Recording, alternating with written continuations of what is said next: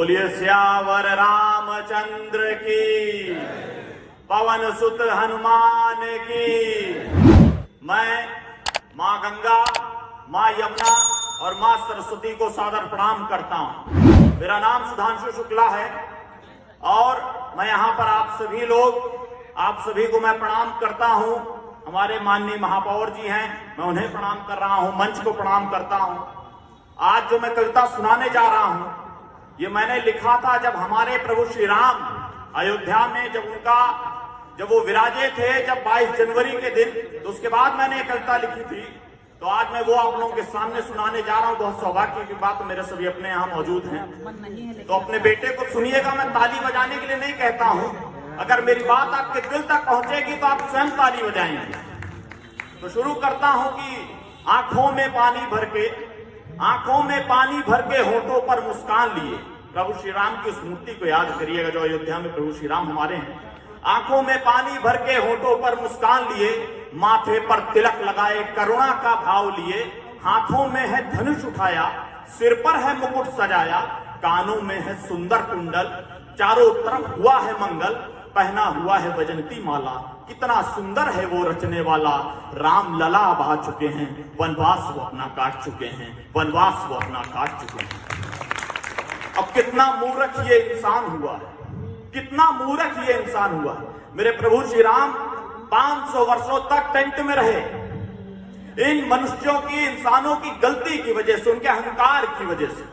लेकिन आज हमारे प्रभु वहां हैं जहां उन्हें होना चाहिए। तो मैं बोल रहा हूं, मैं लिख रहा हूं कि कितना मूर्ख ये इंसान हुआ है जो खुद में ही भगवान हुआ है। अपने रहता था महलों में, मेरे राम को रखा था तंबू में। कोई 10-20 दिन की तो बात नहीं थी, कोई 10-20 दिन की तो बात नहीं थी। क्या 500 वर्षों तक कहीं न्याय नहीं थी? या आंख बंद करके रखा था?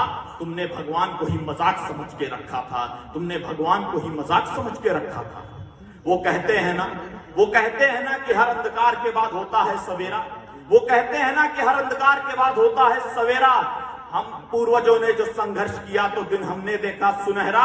अयोध्या की मिट्टी पर प्रभु के पांव पड़ चुके हैं।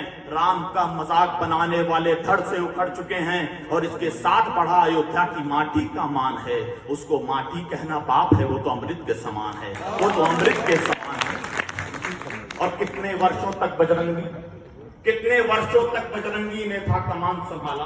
आखिर अब आ चुका है जो है उनका रखवाला। हनुमानगढ़ी जाकर अब बजरंगी विश्राम कर सकेंगे। बहुत उन्होंने पहरा दिया, अब राम राम जप सकेंगे। और भला ऐसा भी कहीं कोई महान हुआ है जो खुद से ज्यादा राम को चाहे वो बस हनुमान हुआ है। जो खुद से ज्यादा राम को चाहे वो बस हनुमान हुआ है। और भरत भैया की बात न करें तो अधूरी रहेगी। भरत भैया के भी जन्मों का त्याग सफल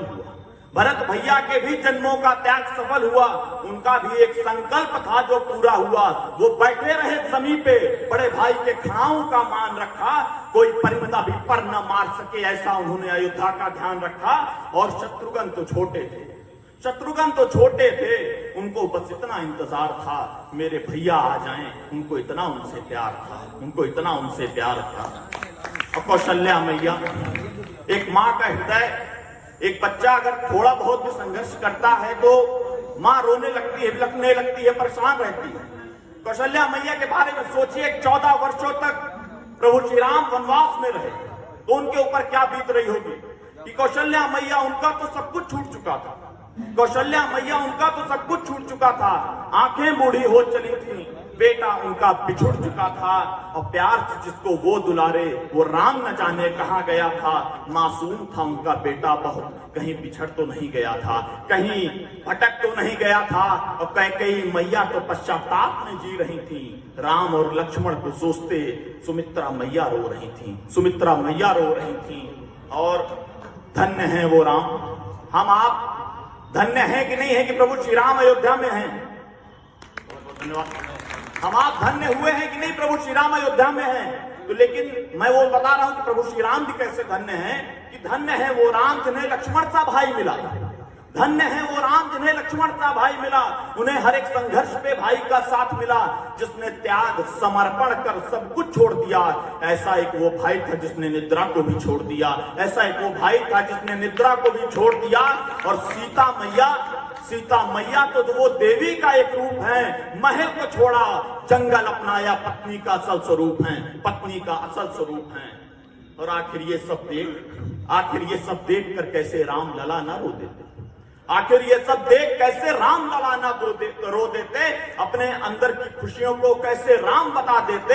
एक तरफ थे उनके अपने जो खुशी जो उनको देख चल रहे थे, वहीं उनके भक्तों के आंखों से भी आंसू छलक रहे थे। कोई उन्हें पूजना चाहता तो कोई आलिंगन करना, कोई उन्हें पूजना चाहता तो कोई आलिंगन करना। आसान नहीं है ये सब शब्दों में बयां करना। उनके स्वागत की खातिर सब देवता अयोध्या पधार चुके हैं, राम लला अब आ चुके हैं, वनवास वो अपना काट चुके हैं, वनवास अपना काट चुके हैं। सभी को बहुत बहुत प्रणाम, बहुत बहुत धन्यवाद।